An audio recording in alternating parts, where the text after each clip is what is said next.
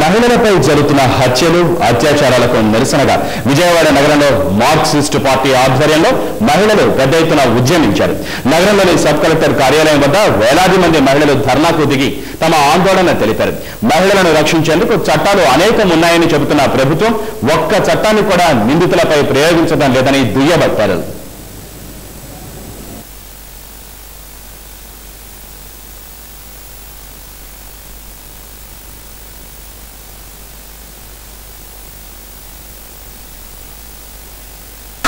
కనీసమైన రక్షణ లేకుండా పోయింది. అత్యాచారాలు పెరిగిపోతా ఉన్నాయి. ప్రభుత్వం మాత్రం ప్రేక్షపాత్రం వహిస్తూ ఉంది.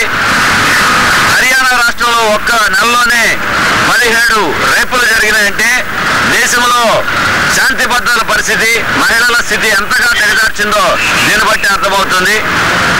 మహిళలకి రక్షణ కల్పిస్తామని మాటలు చెప్పేటువంటి ప్రభుత్వాలు పదవుల పంపకాల్లో మునుగున్నారు తప్ప మహిళల గురించి పట్టించుకునే తీరిక వాళ్ళకి కనపట్లేదు. పైపెచ్చు చట్టాలు అయితే చేసామని చెప్తున్నారు. గృహహింసను అరికట్టే చట్టం చేశారు. చట్టాలన్నీ కాగితాల మీదకే మిగిలిపోతా ఉన్నాయి.